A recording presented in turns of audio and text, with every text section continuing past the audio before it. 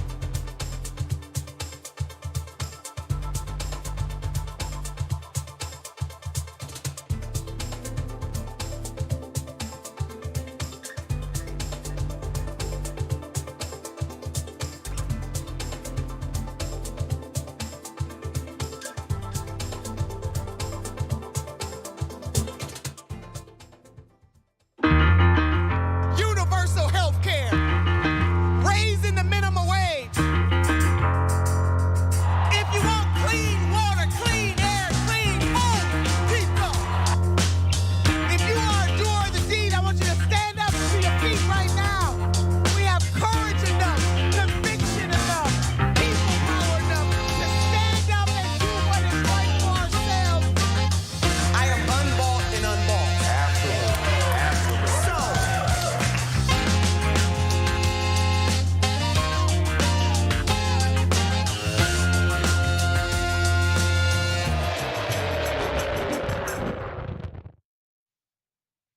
Hello and welcome to the show. You know I'm so glad that you are here today. This is one of the best hours of your day. So go ahead, phone a friend or a friend of me, send them a text message, tell them they have got to tune in. And in case they miss it, they can go to Unbossed on YouTube, TYT baby, and find us there. And us, we got Mayor Robinson in the house, in the co-host chair today. Mayor, how are you? Good and blessed. I'm happy to be here. Thank you so much for having me again.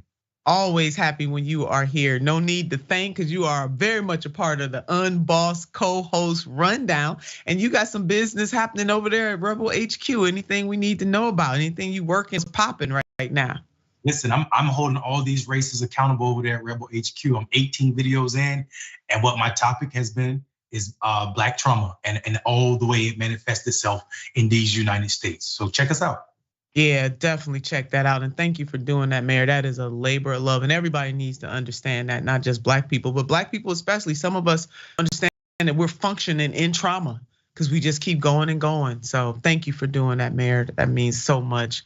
And today on the show, the Mayor and I are going to talk about East Palestine. Citizens continue to suffer from the train derailment that just happened recently, but they receive very little help. The 24 months, the Alabama mine strike is over, but with no change, no material change for those workers. And later in the show, we'll do a deep dive on Nikki Haley's announcing her run for president. So don't forget to subscribe. Please share the stream. If you're watching and other folks are not, and you want to share it, tell them the good news about Unbossed. Will you do that for us? We would greatly appreciate it.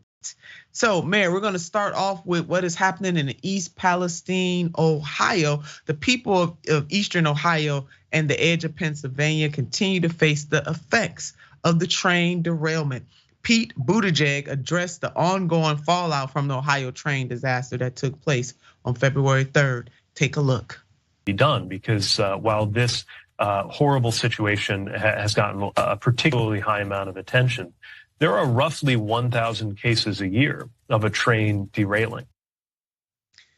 So this dude, because that's what he is at this point, is minimizing what just happened in East Palestine, Ohio. Politics 101, Secretary Buttigieg. Never, ever, ever, ever, ever, ever, ever minimize other people's suffering. That's politics 101, okay?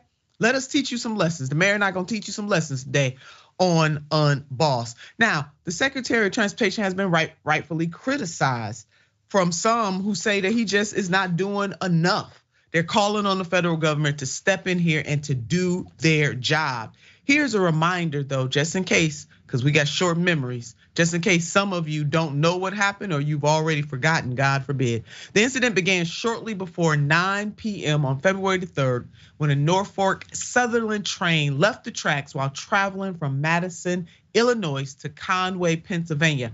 A total of 38 cars derailed and a fire ensued, damaging another 12 cars. There were 20 cars carrying hazardous materials, 11 of which derailed. This reporting is coming from the USA Today. Now, residents were ordered to evacuate, understandably, when due to the threat of possible explosion, authorities chose to breach 5 tankers filled with vinyl chloride, sending hydrogen chloride and phosphine, a toxic gas, into the air. Now, here is a video of the water in East Palestine.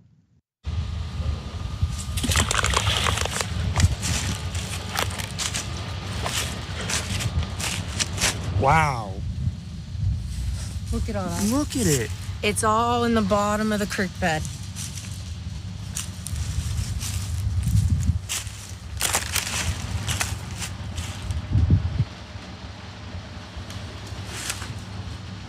Now look at it.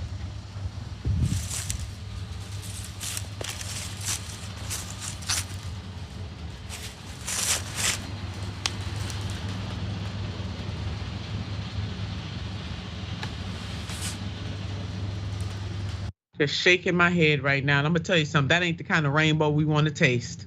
That rainbow that you saw percolating on that water is poison. So no, we're not tasting the rainbow in this situation.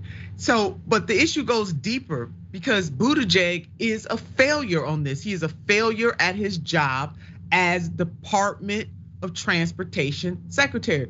Buttigieg's paralysis after the East Palestine disaster is a gift to the hard right. Unless Democrats offer solutions, the GOP will be able to stoke racism. Now, Mayor, I want to rest right there. This is our time to come in here and have this discussion. And even if this is a gift to the hard right, I want to extrapolate that part of it. This is a class issue. And even though the hard right, they're gonna try to make this race and saying that the federal government would have came to the rescue of poor blacks quicker, well, we know that the evidence proves contrary to that. Hello, Flint, Michigan. Hello, Jackson, Mississippi. It is just not true. Well, we need our viewers to understand that this is purely a class issue. Poor whites, poor blacks, and poor everybody else catch hell. If you ain't got the money to buy government, because you get the best government money can buy, and if you don't have the money to purchase government, then it is not there for you. And this is an epic fail. And shame on the far right if they're gonna turn it into this. This is a class issue, not a race issue, it's a class issue. But this administration is failing the residents of East Palestine. And Mayor, you're mayor, and you know how important it is to have both state support and federal support in situations of this magnitude. Yeah, let me just say something real quick. Let me put something in perspective. Mayor Pete, who just a few days ago was at the Conference of Counties, had the time to make jokes about transportation, in particular the spy balloons, but he was noticeably quiet over East Palestine and what those people are dealing with. So people like us we are obligated, those of us who aren't asleep, those of us who are woke, we gotta pay attention to these patterns of these ambitious politicians. And what I'm talking about let me tell you, notice I call him Mayor Pete instead of Secretary Pete. That was intentional. Remember when Pete was running for president, we found out how black people in South Bend, Indiana felt about him, right? They said he didn't understand the daily realities of being black in America. What you just said about class is absolutely true. This man does not understand anything, does not speak to his pockets or his lived experiences, right? So black Americans have been screaming about Pete. Then we saw it in his campaign, and now we seen it again, right? And I know this to be true because Pete's answer to his black problem was he hired an executive from Nike, an Asian executive from Nike, who told me directly that he's gonna use the same thing he used at Nike to make black people stand in line for shoes, to make black people like Pete Buttigieg.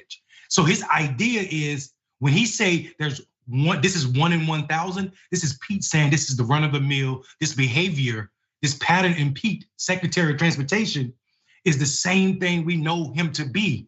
Him being a representative of these liberal Democrats who take money from these same industries that they fail to regulate. We saw this administration show up this manner when the workers was trying to advocate for a healthier work environment. And this cannot be disconnected from that behavior and right. The right is right in bringing this up, but them trying to use it as a race issue is absolutely ridiculous because we know Flint has not been solved, Jackson has not been solved, and there's so many other black communities where water is toxic to the lived experience of black folk. Yeah, Mayor, you hit the nail on the head. I mean, you got my mind. I just want to get out of my seat right now and run around the studio that this dude hired somebody from Nike who said we're gonna seduce black folks to vote for him in the same way that we seduce black folks to buy these damn tennis shoes. I'm telling you, black folks, you better wake up. Stop being complicit in our own demise. And you know what, Mayor, but and there's a state senator, his name is Mike Rulli. I'm not sure if I'm pronouncing his last name properly, it's R-U-L-L-I.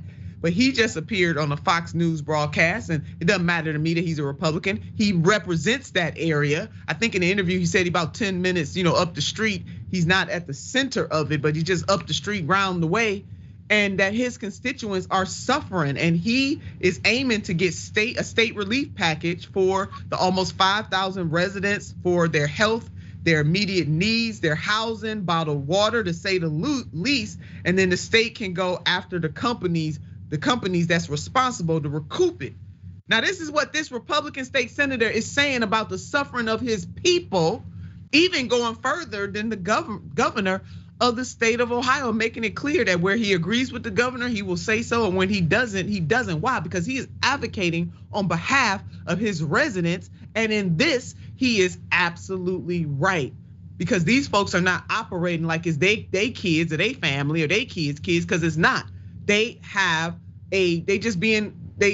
don't care. They really don't care that these poor white people are suffering in this way, and it don't matter to me. They could be poor from any identity, but right now East Palestine is a primarily white community, and it is poor, and the government is failing. And Mayor, you're right. Look, I don't even want to call the man Mayor Pete because you a mayor. You would never. I mean, I just don't. He has lost. He just don't. He don't care. And I don't know if you remember on the presidential campaign trail when this black woman confronted him at an event, and she said to him, "I'm not gonna vote for you." Now I know as an elected, you don't want to hear somebody say, all out in public, "Dang, you ain't gonna vote for me. What you mean by that?" But she said that instead of him saying, "Ma'am, I'm sorry to hear that. I wish that wasn't the case, or let me get a sidebar with you afterwards." This dude gonna say to her, "I ain't asking you to," okay, to a black woman. So that's how he feels about the black community. And this is how he feels overall. He feels a sense of entitlement. And he was never qualified for the job that he is in right now. Make no mistake, and we have said this here on Unbossed time and time again, that he got this position because he dropped out of the presidential race. Now, we got to deal with the facts here. And those are exactly the facts. He has not grown into the position, and he is showing that he does not care. And so is this administration. It is absolutely disgusting what these people are going through. And we all should be mortified because East Palestine is us. It could be our neighborhood. So when it comes to the federal response, though, this is it. When it comes to federal response, there is none. Let's put up what Governor DeWine had tweeted. He said, I spoke with the White House early this morning to address the needs for federal help in East Palestine. Palestine, sorry about that, y'all. And I'm glad that he finally did. As a result of this conversation, I've requested assistance from the US Department of Health and Human Services and emergency response team and the CDC to provide direct support. All right, Governor, you got in there finally. It took you too long, but you're in there. Unfortunately, the governor was told no. Now I want you to wrap your minds around this. The DeWine administration has been in daily contact with FEMA to discuss the need for federal support. But FEMA continues to advise that Ohio is not eligible for assistance at this time. I will continue working with FEMA to determine what assistance can be provided. Now I'm gonna tell you something, Mayor. If I were the governor of this state, I'd be on the plane, on my way, or in somebody's car, but some kind of transportation, on my way. First thing smoking, I'll let them know, baby, I will be in your place. I'm coming to you because my residents gonna get some relief one way or another. But see, this is what bureaucracy does. It just overlooks the suffering of people. What you mean they don't qualify? We don't qualify. You better find some way for those folks to qualify. More nerd than a brass A monkey, as my grandma would say, man. I mean, it don't make no sense. But again, just don't care about the suffering of these people. So the governor finally got in there. Now, US Senator Sherrod Brown called for Governor DeWine to declare the East Palestine train derailment as a disaster. Let's put this up. A man-made disaster of this scale, scope, and significance necessitates a response and deployment of resources that are commensurate in scale and scope. Additional federal resources can and should play a critical role in helping our fellow Ohioans get back on their feet and ensure that their community is a safe place to live, work, and raise a family, blah, blah, blah, blah, blah. Okay, yeah, what he said is right, but it's just too pristine for me, Mayor. They acting like somebody stubbed their toe. Instead of acting, I had a boss, I worked for one of the mayors of the city of Cleveland, Mayor Michael R. White. He would always say to his cabinet, because when you on the local level, see, you don't get to run and hide. You can't run and you can't hide on the local level, because baby, they see you at the grocery store, at the dentist, walking down the street. You can run, but you cannot hide when you're on the local level. And when things of a magnitude, like when it's deep in the streets, as a mayor or a city council person, you got to respond, because you can run, but you can't hide. But Mayor White would always say, act like your hair is on fire. When your hair is on fire, you act like your hair is on fire. And what my concern is with these politicians, even though, certainly Senator DeWine, Governor DeWine did the right thing in saying, hey, feds, get in here.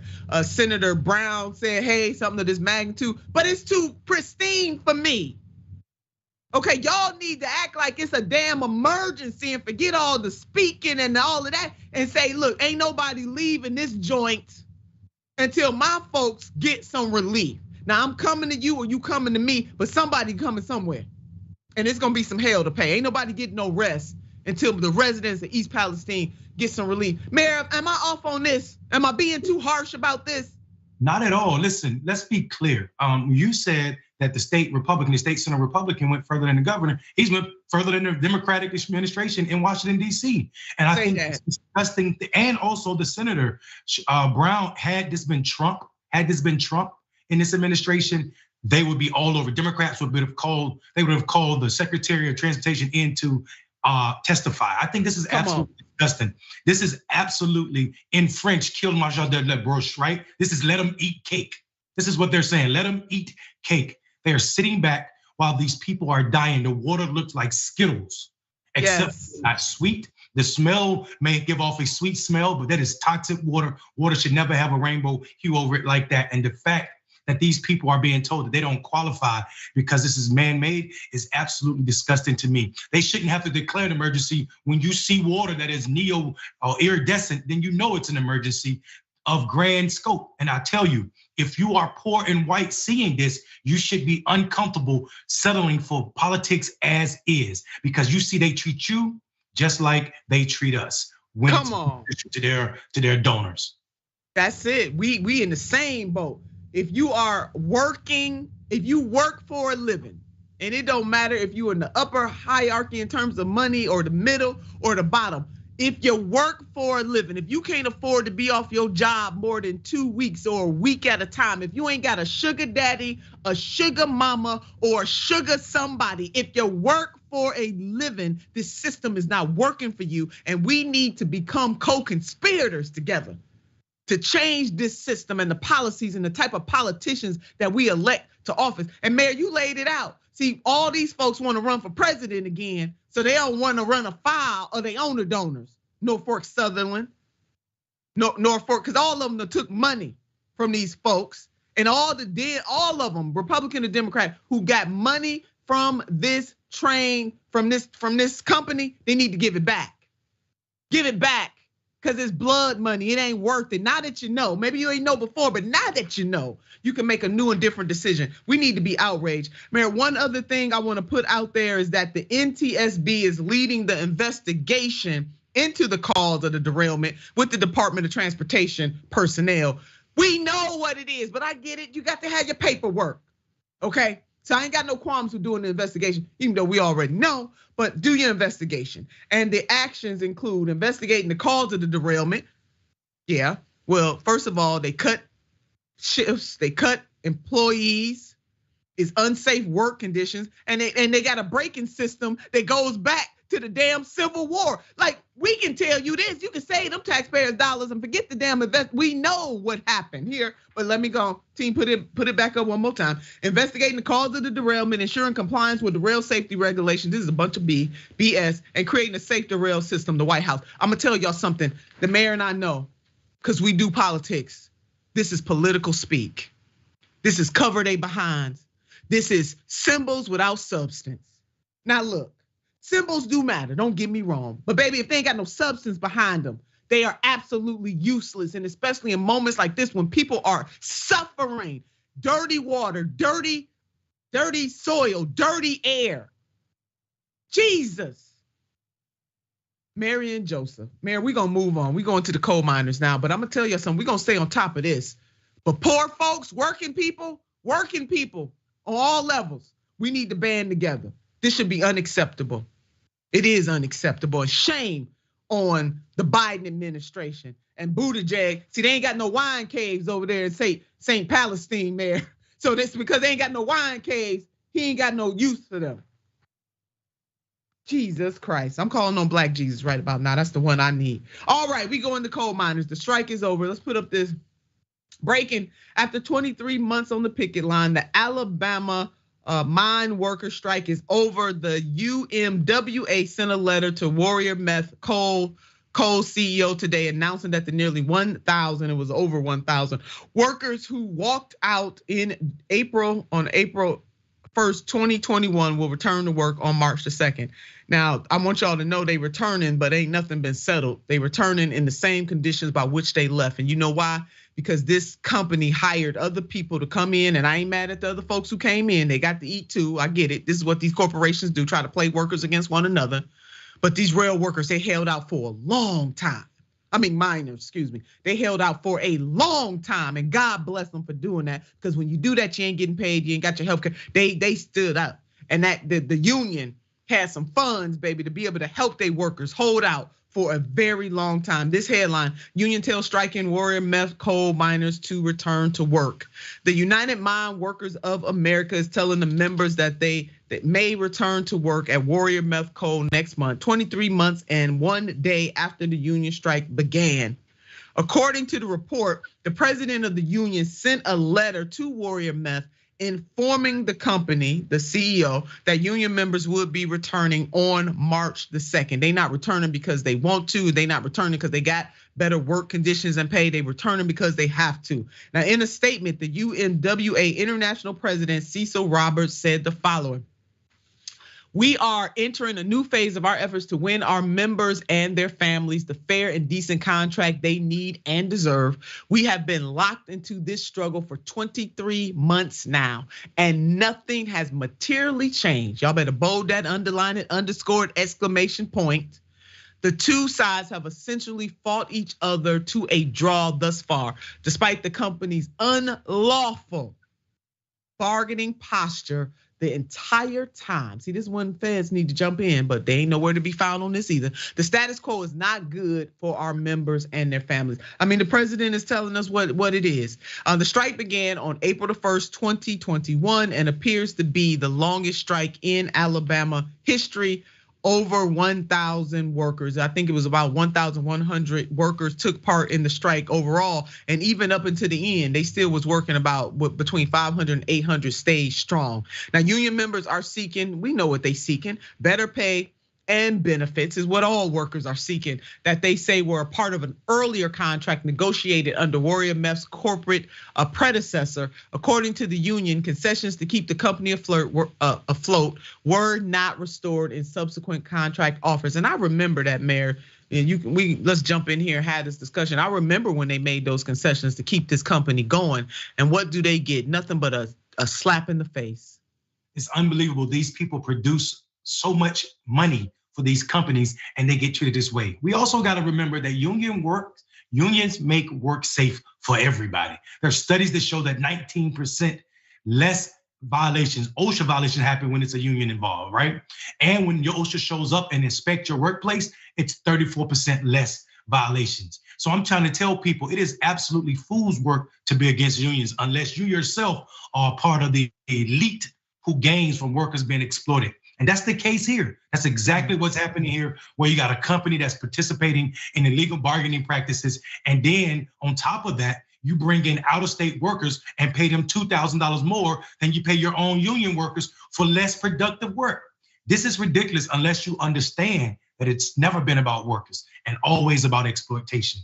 Now we're talking about capitalism and we gotta remember that. And capitalism is always about extracting more and more for less and less. And I think the idea that the federal government sat silent in this protest is absolutely disgusting at its core. It is, Mayor. It really is. I mean, workers, I see a movement afoot, of workers just rising up in this country. We just got to keep putting this message out there that it is really all of us. We are in this, and we have to elect people to office who care more about the people that they served and the owner donors.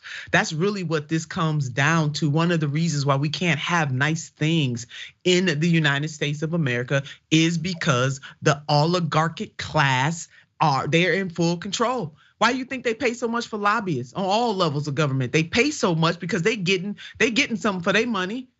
They get control of the people who are elected, who gonna sit back and do absolutely nothing that makes them uncomfortable at the expense of you and your kids and your kids' kids. We must stop being complicit in our own demise, America. Now I mean that. Now I say that to Black America. I'm saying that to working class America too, which is all of us, including me and the mayor. Hell, we ain't got no sugar. I ain't got no sugar daddy, no sugar mama, no sugar nut. Mayor, you got some sugar daddy, sugar mama somewhere? It's sour over here.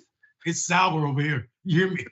It's absolutely sour. I mean, it's true. We gotta admit. Listen, something is broken when workers are treated in this manner, and also, like you said, owner donors. I like that. Owner donors are controlling our government, and I don't believe in an Illuminati, but we gotta illuminate ourselves to the fact that money plays a role in our politics that is outsized.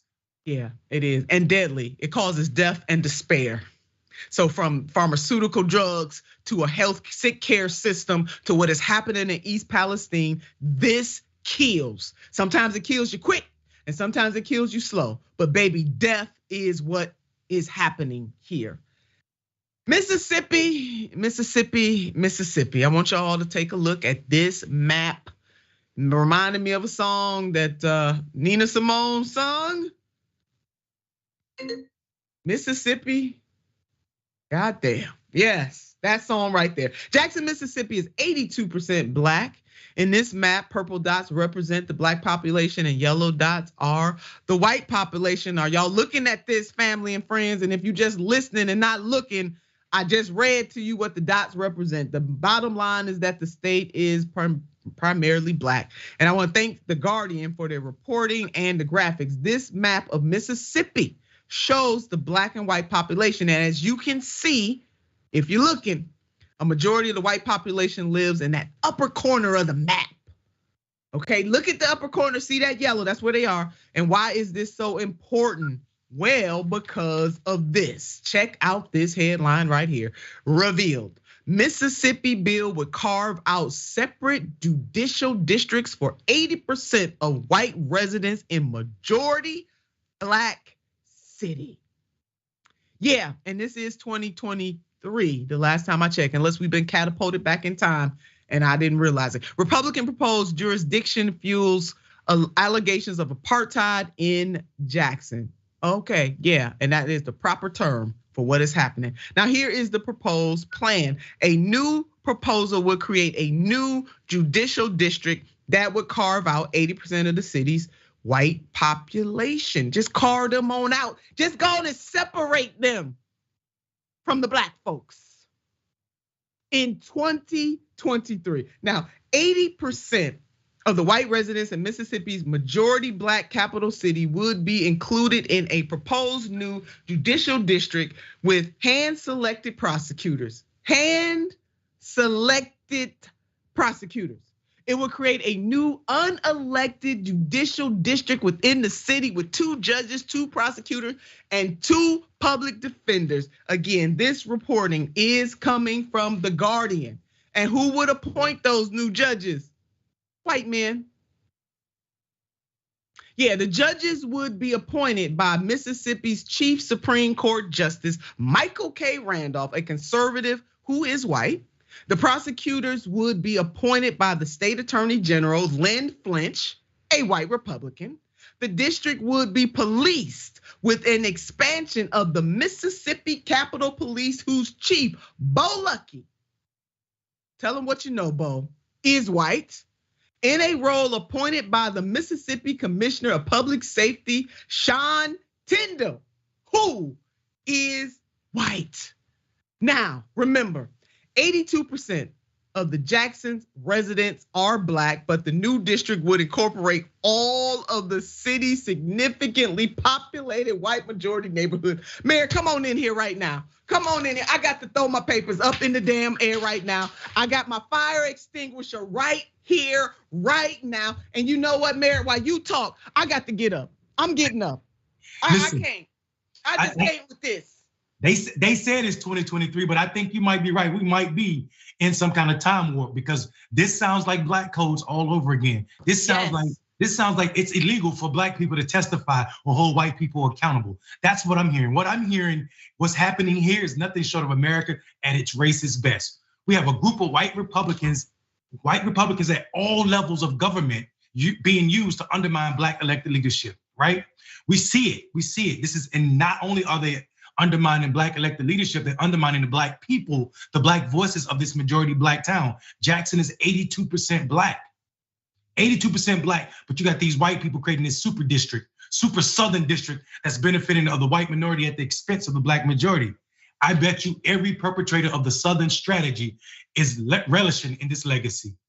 This is ridiculous. They're saying the N-word without saying the N-word, and they're telling Black people you have no right to govern white folk regardless of where they live. And if you look at the outline of this map, it looks like a racist combination of Florida and Texas combined together. And what do we have going on in Florida and Georgia? Texas right now. So I think what we better pay attention to, is how white Republican majorities are controlling and also minimizing Black electeds, even as we try to make gains in our political spaces. Man, we can't make this up. This is real. And it's happening. You know how we read this stuff? We read the history of the civil rights movement. We read about the white water fountains and the colored water fountains. We read about the segregated waiting rooms on the interstate. We read about the marches. We read about that stuff. But now that we are living it in real time, Generation X is living this. The millennials living this. Generation Z living this. This is no longer about reading about it. We are living it. Because guess what, sisters and brothers and family and friends? Justice is never a destination. It is always a journey. Those same spirits that kept the white and the colored water fountain, those same spirits that didn't want the Little Rock 9 to go to to desegregate and integrate schools. The same folks that wanted to keep the waiting rooms on the public transit or have black people in the back and white people in the front, or they had separate waiting rooms to get on the damn Greyhound. That same spirit is still very much alive. It reincarnates every generation. And that is what we finding right now. You know what? My hair is on fire. And I'm not gonna sit up here and act like my hair is not on fire when it is on fire. This is foolery. This is foolery. I wanna say something else, but it's a family show. This is foolery. And we going backwards. Put the mayor up. We going backwards. Put us side by side. Ain't no way in the hell in the United States of America in 2023 we should be going through this. Unless it's by grand design, right? And I think that's what we gotta acknowledge. When you say your hair's on fire, I hope people understand that that's a representative of poor working people and especially Black people in this country. The idea that you can build a district like this and propose it in broad daylight, not even trying to hide it. You're codifying racism all over again, and the world is watching. And like you said, we're living through it. And I promise you, silence will get us right back where we were. And I tell you, we will not be silent on this show or every time we're acting in it. We won't be. You know, Plessy versus Ferguson all over again. Plessy versus Ferguson, separate but unequal all over again. History can repeat itself. This is Plessy. This is Brown v. Board all over again. It's a whole number of cases, man, we can throw out there. People better wake up. America, wake up. Jesus Christ. So this proposal is facing backlash, and rightfully so. They getting some backlash on unbossed because we unbossed up in here. No serious person can look at this map and this data and claim the proposed CCID boundaries weren't drawn to make sure, Mayor, is what you just said, as many white Jacksonians as possible get the benefit of special police force and a court field with hand-picked judges and prosecutors. There was a time where there were white-only juries. And we talking about this same Mississippi where Fannie Lou Hamer got together with poor white folks, poor Black folks, and poor white folks, indicting the Democratic Party in the 60s and created the Mississippi Freedom Democratic Party because they wasn't getting no justice. They came together. This is this time again. It's the same Mississippi where the song Mississippi Goddamn. Yeah, look up, listen to that song. It's the same Mississippi where Jackson, where those Black people are being poisoned right now with water. It's the same Mississippi. What in the Sam Hill is going on? Mayor, go ahead. You got the last. I know we got to go on up to the next thing, but this I'm enraged. Yeah, really. I'm glad you mentioned the critique and also the work of Fannie Lou Hamer, who not only criticized and created. This woman was beat regularly, jailed regularly, but continued her advocating for Black Mississippians and in turn all Black people in this country. And what we saw was the Democratic Party not just sitting idle as she critiqued them, also trying to do things to undermine her. When she was finally sat at the convention, and then she had an interview on TV, what the president, who was a Democrat, Lyndon B. Johnson, do? Found a way to get her off TV by creating a fake press conference. So as we see this administration who choose to sit silent on so many pressing Black issues, watch and see how Biden create a fake press conference, so to say, to forget that this issue and not speak on how terrible it is to watch white people build these districts that are protecting them, again, at the expense of Black people in Jackson, Mississippi. It is absolutely disgusting. It is disgusting, Mayor. We should be in the streets. I mean, everybody, I ain't just talking about Black people. We need to be in the streets over this. This is ridiculous, and that state government is controlled by Republicans, obviously. Where are the feds? Get your behinds all up in there. You know, how is it that J. Edgar Hoover could use his power in such corrupting and disgusting ways with the counterintelligence and all of that stuff that he did, putting bugs on MLK and Malcolm X and the Black Panthers and so many others? How could he use that power in such a disgusting, despicable way against Black freedom fighters, and we got Democrats who fail to use their power to support Black lives. This period. I can't. Go ahead, Mayor. Go ahead. No, I was just gonna say, you listen. Anybody don't understand this fire that you're bringing right now? They better put their fire extinguisher away and get on fire as well, because first they came for Black people, and then they'll come for you.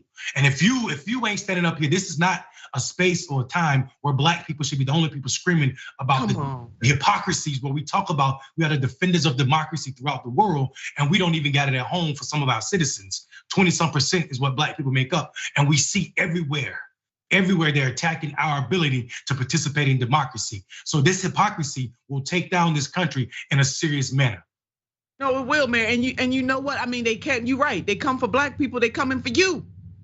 We really are all in this together. So there are parallels between this and what's happening in East Palestine. Parallel.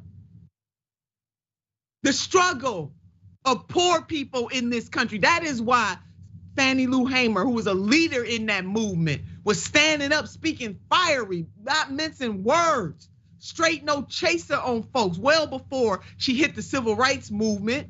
That's why she was able to bring Black and white people together, because they were catching the same hell. That's it. I'm telling you, where is the Department of Justice? We got to beg these mofos, and Black folks put them in. We vote overwhelmingly 90% for Democrats, and then we got to beg and grovel for y'all to come up in here and do something. Department of Justice, where are you? The Department of Transportation failing, the Department of Justice failing. It's just failure all the way around, and we need to stop being complicit in our own demise, period. Damn it, Marissa done told me we got to go on break. Well, we'll be back. I probably need a break. We'll be back after this.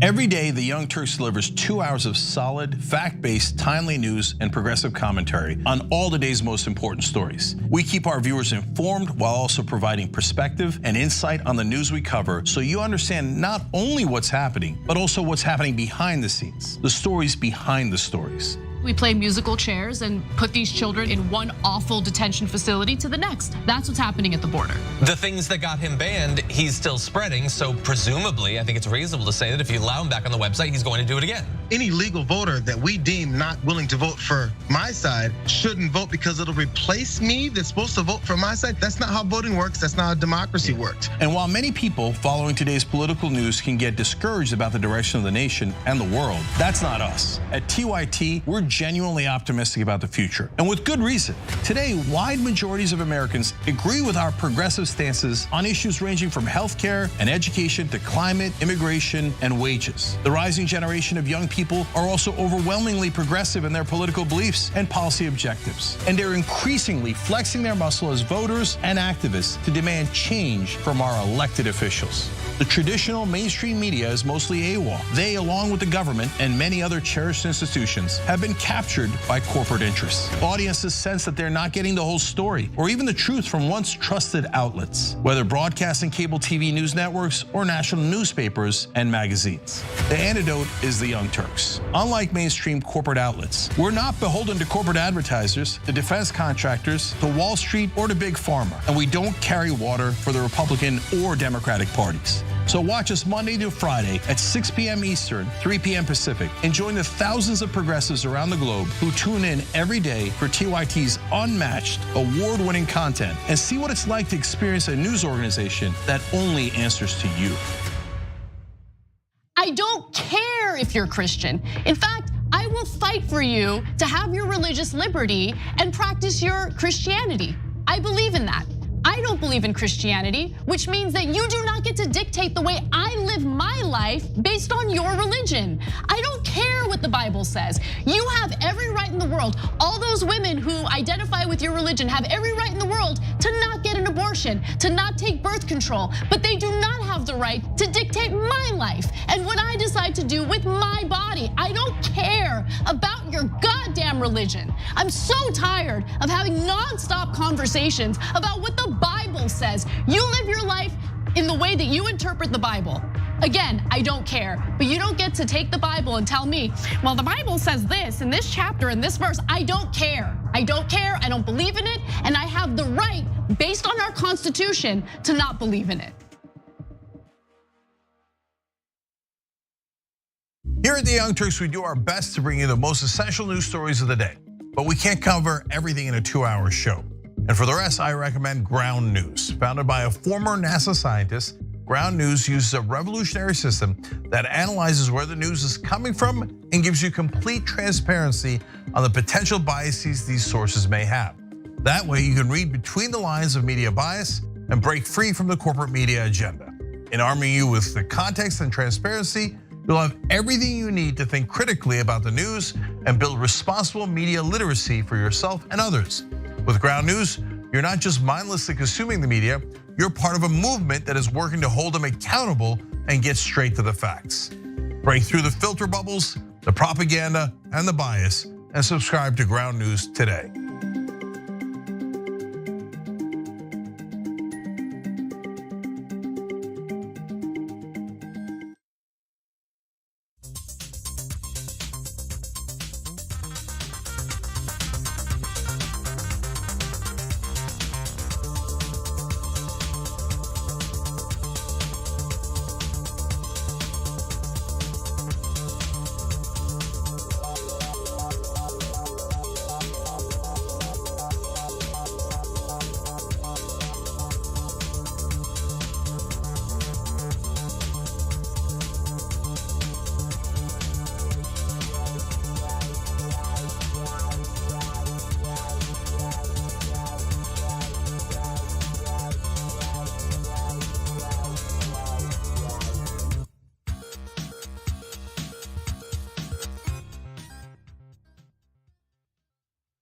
Welcome back to the show. Y'all, I'm still not cooled down. For those of you who've been watching the entire hour, I'm still hot. My hair is definitely on fire. But here we are at the part of the show that can bring my temperature down just a little bit, because it's gonna go back up when I bring in my next guest. But here we are, the TYT members, Mickey, hey Mickey baby, Nina and Mondale, hell of a combo. We already love Nina. As we've gotten to know him, we also love Mondale. Thank you for that, Mickey. Yeah, the mayor is, he's the one. Aline, Nina needs more than just 1 hour a day, just saying. Thank you, Aline or Ellen. Doggone it, I hope I'm not mispronouncing your name, but thank you, darling. I appreciate you so very much. And on Twitch, I'm not sure I can handle more than an hour. On Twitch, Nina and Mondale, hell of a combo. We already love Nina. Oh, okay, Twitch is saying the same thing. And then we have Danielle. Nina and Mayor Robinson, you two give me so much hope for our future. Nina Turner and Mondale Robinson, 2024. Now, Danielle, don't you start nothing. Don't you start nothing, won't be nothing. Because they can't handle that, baby. They can't handle that fire, that thunder, that rain, that lightning.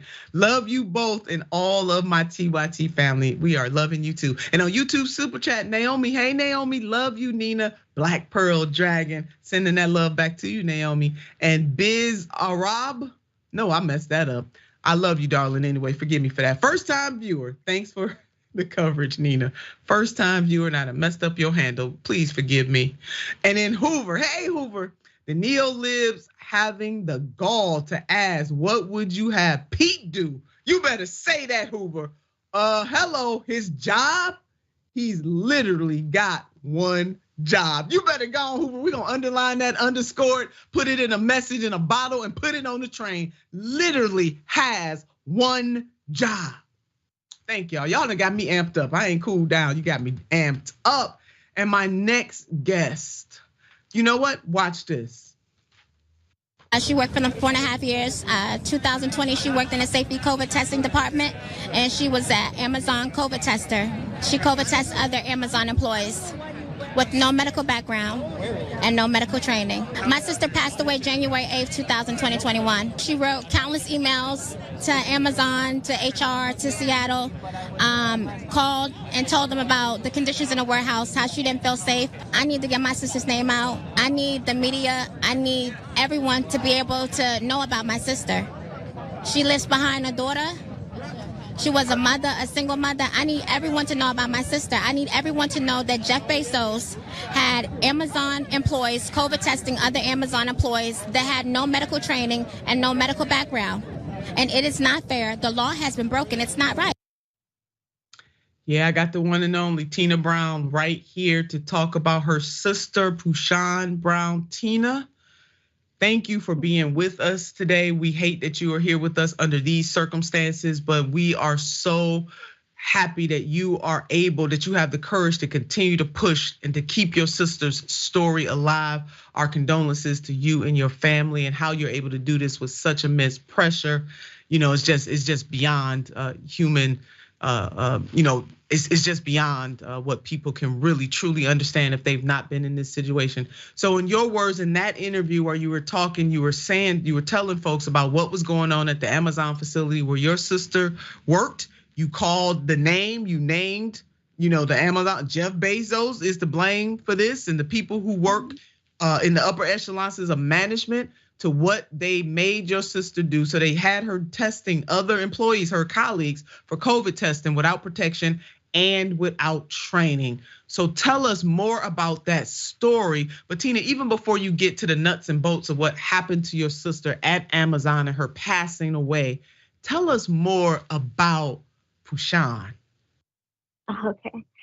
So her name was Poushawn. She's my baby sister. I never called her Poushawn. No one ever called her Poushawn. We always called her Pooh, Dukes, Dookie, anything with a Pooh and a bear in it. She was the sweetest thing, and I'm not saying that just because she was my sister. She was the sweetest thing. She would do anything for you, even if she knew you. If she didn't know you, she would do anything. She would make you anything. She could cook anything. She could do anything. She could put anything together. She was just, she was everything to me. Yeah. She was everything to me. She was everything to us. She knew how to work every shift in that warehouse. She never said no to those people. She never said no in general. She was an outstanding sister, an outstanding mother, an outstanding aunt. She was everything. I talked to my sister like 20 times a day. We lived about 30, 45 minutes apart. We were together. Actually, I got her the job at Amazon. I started first, like a week before, and then she started the week after. It was just a part-time job to put my son through college. And of course, she helped me with him. I mean, she was their godmother. And Tina, one of the things that you said I made her a promise the day I dressed her for the funeral. I mean, this is just bringing tears to my eyes. I made her a promise the day I dressed her for the funeral that I was going to get her justice, and I will get justice for my sister. Is that what fuels and continues to push you in this moment, even through the pain that you're feeling? Is that promise that you made to Pooh Bear? Yes, and attorney, because this is the situation. Is this so when people hear the story, if they know the story, they're like, oh, well, no. Amazon had Amazon employees that came there to be package handlers and sorters doing COVID tests, which was illegal. And it's illegal is because on the CDC and FDA says that only licensed professionals can COVID test. My sister was not a licensed professional. She had a degree in human resources. She was not a nurse and she was not a doctor. So we have to say that it was illegal because it was. Anytime someone does something and they don't have licensing for it and they are not in that, that's illegal. That's against the law. It's disgusting what's happening now. Me having to fight for justice, me having to fight this monster of a corporation, and how he runs his corporation is exactly how he runs his lawyers. Yeah. So what does justice look like for you and the family? What is that? What do you want people to know? What is justice for you and the rest of the family? Justice for us, our family, is to hold Amazon accountable. My sister leaves behind a daughter, and at the time she was 12. And I'm gonna go back to what you said. I made her 3 promises that day when I was dressing her for the funeral. It was to take care of my mother, who's bedridden, which I'm doing all by myself with no nurse, no help. Take care of her child. And I was going to get her justice. I don't know what anyone else would do, Senator Turner. If this was your family member, I don't know what they want me to do. They just want me to lay down and take it. Who goes to jail for indirect murder? What do you do? Who goes to jail for it? They had Amazon employees illegally COVID testing, sticking swab of other Amazon employees' nose to test them for COVID with no vaccination out, no vaccine. I mean, who goes to jail for indirect murder? Because some people think, oh, well, she's suing and she wants money. Listen, I want someone to go to jail, but I went to the police station. I went to the police department. Who do you go to for indirect murder? Who is it? Is it Jeff Bezos who ordered it? Who said in April 15, 2020 that he was opening up his own COVID testing center? Who goes to jail for indirect murder? Somebody email me, call me, let me know, because I want justice in all areas. I have to get it in all areas. Yeah. Absolutely. So your sister died unexpectedly, right? She died in her sleep on January the 8th. Before her death, did she communicate her frustration about what she was being made to do? Absolutely. She shouted it from the mountaintop. She put it in email. She put it in the A to Z. She put it in the headquarters. She told everyone, even the workers in the warehouse knew. My sister was sick a couple days before she died. Like I said, I'm in court, so I can't say too much. She went to her supervisor, who I know very well, and told them, they said, hey, you don't have any PTO, hang in here, you can do it. My sister was supposed to go to the doctors the next day. She never woke up. She expressed it. She expressed it to everyone. Everyone knew. Everyone, if they got the emails, they knew. She only received one reply back out of at least 15 or 20 emails that she sent. She only received one response back. Yeah. I mean, I just can't even imagine, this kind of crisis that we are facing in America, where corporations literally get away with killing folks, putting them in these kinds of positions. How can people be helpful? There's a GoFundMe, right? Yes. Tell us how to find you, how to reach you, and then what can people do if they're listening to this, because we're gonna put this out far and wide. Okay. And if I'm sitting down in my living room or I'm listening in my car, what can I do to be helpful to the Brown family? So everyone can pass and share the story. Also, there's a petition. I think we're going to be dropping it right now on your show. There's a petition, the Justice for Poushawn Brown petition. Please sign it. I think you guys have it. Sign it. Also, you can go to the handles, Twitter, Instagram, the email justiceforpoushonbrown@gmail.com. Share, post a story. If you can donate anything, if you can't, please share the story. No one is not a lot of people aren't speaking about this. They're scared of Amazon. Please do not be scared. If this was your sister, your mother, your loved one, your family member, please, I know you will want justice. So, absolutely. Share the story. You heard what Tina said. If you can't donate, share the story, be in solidarity. Because even though Tina Brown is fighting for her sister, as she finally calls Pooh Bear, this is for other people's sisters and mothers and cousins and brothers and fathers. This is for them too. This fight, this justice journey is for them too. Tina, just thank you so much for your incredible courage. We are allies with you here on Unbossed, and anytime you want to update us, or is it something you want us to know, you please let us know. Yes, that link will be there. We will put it out on our social media. I'll put it out on my personal social media too, as well as Unbossed. And we are here to be in support of you, lifting you up in prayer. Thank you, Tina. Thank you so much. Thank you so much, Senator Turner. Thank you. God bless you. I appreciate it. Thank you so much. God bless you too. God bless you. Thank you. God bless you. We appreciate that. Now, y'all know you can do something now. We can give some thoughts and some prayers, but Tina also gave us some action items. You can take action. If you don't have money to spare, and we understand a lot of people do not, then you can share this story, but any amount to that GoFundMe. So you will see those links. Well, this is our time for today and for this week. This has been a heck of a week, and we're so glad that you've been here with us to share in these moments. You know exactly what I want you to do about this time. I do always want you to keep the faith, but coupled with that faith, you gotta have some fight. Until next time.